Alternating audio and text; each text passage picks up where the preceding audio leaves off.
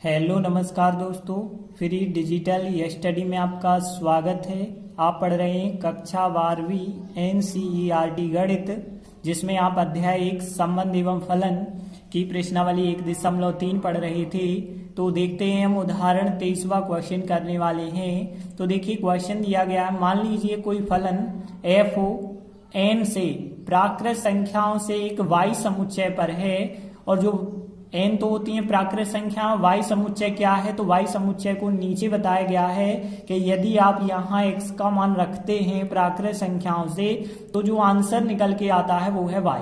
तो यहाँ फलन जो है 4x + 3 है, इसके द्वारा परिभाषित फलन है। अब हमें सिद्ध करके बताना है कि फलन व्युत्क्रमणीय है, और फिर बाद में उसका प्रतिलोम भी ज्ञात करना है। तो देखिए, हमने जब प्रश्नावली पढ़ी थी तो प्रश्नावली में हमने सिद्ध किया था कि व्युत्क्रमणीय क्या होता है, फिर बाद में प्रतिलोम निकाला था। तो व्युत्क्रमणीय सिद्ध करने के लिए हम एकैकी और आच्छादक सिद्ध करते थे, फिर बाद में हम उसका प्रतिलोम निकालते थे। लेकिन अब जो है उदाहरण में जैसा समझाया गया है, शॉर्टकट मेथड दी गई है, उसी विधि से हम भी आपको समझाने वाले हैं। तो देखिए, जब भी हमें किसी प्रतिलोम फलन को ज्ञात करना होगा तो आपको इन स्टेप्स को याद रखना होगा। सबसे पहले जो भी आपको फलन दिया गया है f(x), उसे आप y मानें, और y मानने के बाद आप क्या करेंगे, यहां से x का मान ज्ञात करेंगे। जो x का मान ज्ञात करते हैं, जो आप पढ़ चुके हैं, उस x के मान को ही आप gy फलन कहते हैं। तो अब आपके पास एक f(x) फलन दिया गया था, और जो x का मान निकाला है वो gy फलन आ चुका है। अब आपको क्या करना है, गॉफ का मान ज्ञात करना है, और गॉफ का मान यदि x आ जाता है, x मतलब ix आ जाता है, तथा फॉग का मान y आ जाता है, y मतलब iy यदि आप सिद्ध कर देते हैं, तो आप कह सकते हैं कि जो फलन f था या f(x) जो फलन था वो व्युत्क्रमणीय है, मतलब उसका प्रतिलोम निकल सकता है। और f इनवर्स का मान क्या होगा, g, क्योंकि गॉफ का मान ix, फॉग का मान iy आ चुका है, तो f का जो प्रतिलोम होता है वो g होता है। तो इस विधि के द्वारा जो है हम सवाल करेंगे। तो सबसे पहले हम y बराबर फलन को मानेंगे, फिर x का मान ज्ञात करेंगे, f(x) और gy लिखेंगे दो फलन, फिर गॉफ का मान ix सिद्ध करेंगे और फॉग का मान iy, और फिर बाद में कह पाएंगे कि फलन f व्युत्क्रमणीय है, और फिर बाद में आप कह सकते हैं f इनवर्स का मान g होगा। तो देखिए, सबसे पहले आपको जो फलन दिया गया है उसे y के इक्वल मान के चलना है। तो देखिए, हम y बराबर मान के चलते हैं, यहाँ पे 4x + 3 मान के चलते हैं। देखिए, जो आपका f(x) है, पहले आप उस f(x) को y मान के चलेंगे, और लिख सकते हैं जहां पे जो y होगा, y का मान जो है किसके अंतर्गत आता है, जो सहप्रांत होता है उसके अंतर्गत आता है। तो y का मान कैपिटल Y के अंतर्गत आता है। अब देखिए, यदि आप यहां से x का मान निकालते हैं तो क्या आएगा, देखिए y - 3 बराबर 4x होगा, और फिर आप ऐसा भी कह सकते हैं कि y - 3/4 बराबर हो जाएगा x। तो x का मान हमने निकाला है, और x का मान आप लिख सकते हैं कि जहां पे जो x है वो प्रांत के अंतर्गत आता है, और प्रांत यहाँ पे क्या है, n मतलब प्राकृत संख्या के अंतर्गत होगा x का मान। तो देखिए, अब आपके पास x और y दोनों हो चुके हैं। तो अब हमने बताया था, अब हम लिख सकते हैं कि एक फलन हमारे पास f(x) था, और f(x) फलन कितना था, 4x + 3 था, तो 4x + 3 लिखा, तथा आपके पास एक gy फलन यहाँ पे जो बन जाता है, जो x का मान होता है उसे आप gy फलन मान सकते हैं। तो मान के चले इसे हम gy फलन मान लेते हैं। तो gy फलन क्या है, y - 3/4 है। अब हमने बताया था, अब आपको क्या सिद्ध करना होगा, तो अब हम सिद्ध करते हैं, गॉफ का मान ix होता है और फॉग का मान iy होता है। तो गॉफ का मान निकालेंगे, और गॉफ का मतलब होता है कि हम गॉफ x निकालने वाले हैं, क्योंकि यहाँ f जो है फलन वो x के रूप में है, इस वजह से हम गॉफ x ही निकाल सकते हैं, गॉफ y नहीं निकाल सकते हैं, क्योंकि लास्ट में f है और f जो है x के रूप में है। तो यहाँ x ही आप रख पाएंगे। देखिए, g o का मतलब होता है कोष्टक ऑफ, और बाकी बचा होगा f(x). तो देखिए, अब हम g f(x) का मान निकालेंगे, क्या होता है। तो देखिए, हमने g लिखा और f(x) के स्थान पे f(x) का मान लिख दिया है, और f(x) का मान कितना है, 4x + 3 रखा है। तो देखिए आपके पास फलन जी वाई का मान है y माइनस 3/4। यदि आपसे कहा जाए कि जी 2 ज्ञात कीजिए तो आप इस y की जगह 2 रख के जो है आंसर ज्ञात कर सकते हैं। यदि आपसे कहा जाए कि जी 4x + 3 ज्ञात कीजिए, जी 4x + 3 ज्ञात कीजिए तो आप इस y के स्थान पे 4x + 3 रख के ही तो मान ज्ञात कर पाएंगे ना। तो इस प्रकार से जो है हमें जी 4x + 3 का मान ज्ञात करना होगा।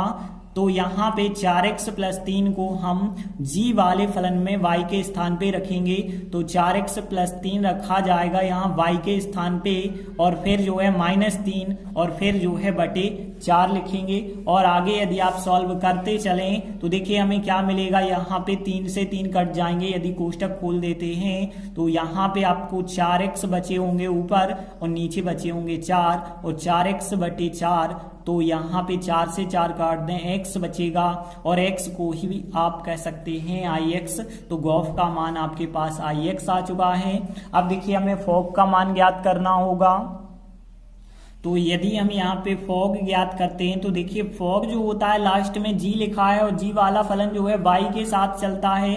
तो यहाँ पे हम फॉग y का मान ज्ञात करेंगे, और फॉग y का मान कैसे ज्ञात करेंगे, f ओ का मतलब होता है कोष्टक और बाकी क्या बचा होगा, जी वाई बचा होगा। तो अब यहाँ पे ध्यान देना एफ लिखा हमने और जी वाई के स्थान पे जी वाई का मान रख सकते हैं आप। तो जी वाई का मान है y माइनस 3/4। तो देखिए एफ y माइनस 3/4 का अब हमें मान निकालना होगा। तो देखिए आपके पास फलन fx का मान है 4x + 3। यदि आपसे कहा जाता है f2 ज्ञात कीजिए तो आप 4x के स्थान पे 2 रखते +3। यदि आपसे कहा गया है f y माइनस 3/4 ज्ञात करना है तो आप क्या करेंगे, इस x के स्थान पे y माइनस 3/4 रखेंगे तो देखिए 4 लिखा जाएगा, और x के स्थान पे y माइनस 3/4 लिखेंगे और फिर +3 है तो +3 लिखेंगे। और आगे यदि आप सॉल्व करेंगे तो 4 से 4 आप काट सकते हैं, y माइनस 3 और पीछे +3 बचा होगा। 3 से 3 यदि आप काट देते हैं तो केवल आपको y प्राप्त हो जाता है, और y को हम IY भी कह सकते हैं। तो यहाँ पे हमें IY प्राप्त हो जाता है फॉग का मान। तो देखिए अब आप आगे लिख सकते हैं, चूंकि गॉफ का मान जो गॉफ का मान हमने निकाला है यह IX आ चुका है। IX का मतलब आप ध्यान देना, IX का मतलब क्या होता है, x के स्थान पे यहाँ पे आपको n समझना है, क्योंकि यहाँ जो x है x कहलाता है जो x के मान रखते हैं। जो पहला समुच्चय वो x होता है, दूसरा समुच्चय y होता है। तो या तो हम IX लिख दें तो भी सही है, IN लिख दें तो भी सही है। वैसे ही हम IY लिख दें, स्मॉल y लिख दें या कैपिटल Y लिख दें तो यहाँ पे कोई अंतर नहीं होगा। तो सीधा सा हमने लिखा, क्योंकि गॉफ का मान जो है IN आ चुका है, IN को आप IX भी बता सकते हैं, तथा फॉग का जो मान है वो आ चुका है IY आ चुका है। तो अतः हम कह सकते हैं कि जो फलन f है वो व्युत्क्रमणीय है।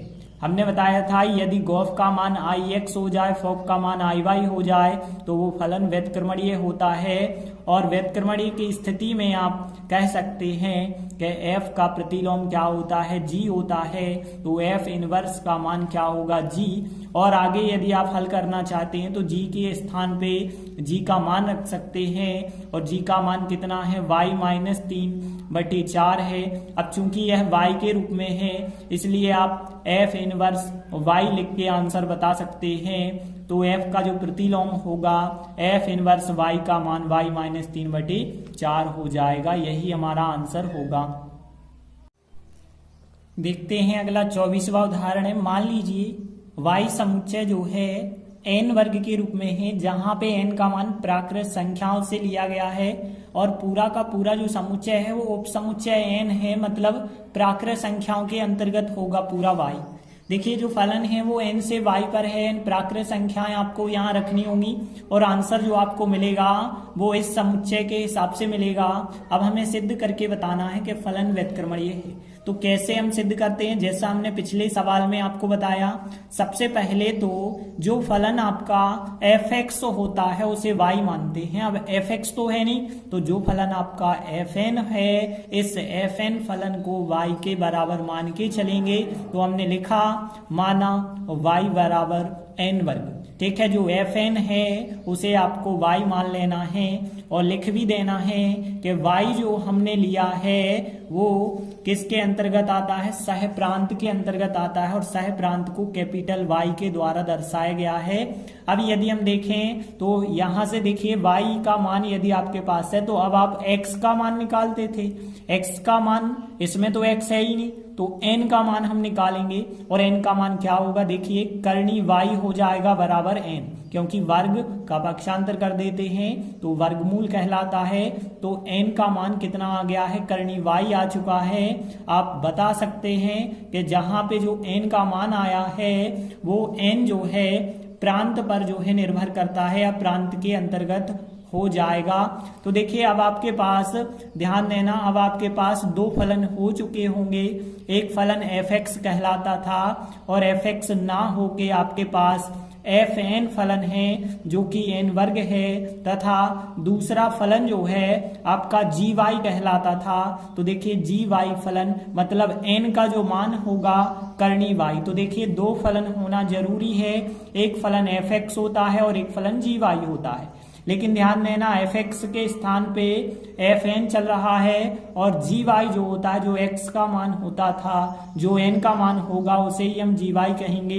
और हम लिख सकते हैं जो फलन fn n वर्ग है, ये फलन जो है यहाँ पे n समुच्चय से y समुच्चय पर है और g फलन इसका उल्टा होता है, y से n पर होगा। अब देखिए अब हम क्या ज्ञात करते हैं, यहाँ पे गॉफ का मान ज्ञात करेंगे तो गॉफ x निकालते हैं। लेकिन यहाँ पे ध्यान देना x तो है ही नहीं, तो आपको n निकालना पड़ेगा, फिर गॉफ n निकालना पड़ेगा। और गॉफ n हम कैसे निकालेंगे, गॉफ n यदि हमें निकालना है तो o का मतलब कोष्टक होता है, o का मतलब कोष्टक और बाकी क्या बचा होगा, fn बचा होगा। तो देखिए g लिखा, fn का मान यदि हम देखें तो fn का मान कितना है, n वर्ग है। अब देखा जाए तो gn वर्ग, तो देखिए gy का मान जो करनी y है, करनी y के स्थान पे n वर्ग रखेंगे। तो यहाँ पे देखिए आपके पास gy का मान करनी y है। यदि हमने कहा g2 ज्ञात कीजिए तो आप करनी 2 ज्ञात करेंगे, लेकिन अब हमने कहा gn वर्ग ज्ञात कीजिए तो आप y के स्थान पे n वर्ग रखेंगे। तो यहाँ पे करनी n वर्ग आएगा और वर्ग से वर्गमूल कट जाएगा तो n आपको प्राप्त हो जाएगा। n देखिए यहाँ पे हम कह सकते हैं गॉफ का मान जो है ix आ जाता है, हमने बताया था, लेकिन ix कहना चाहते हैं तो ix भी आप कह सकते हैं। तो यहाँ पे हम इसे ix कह दें तो भी सही है, या फिर हम कह दें कि गॉफ का मान जो है यहाँ पे x जो है वो n के अंतर्गत आता है, तो गॉफ का जो मान है वो in आ चुका है।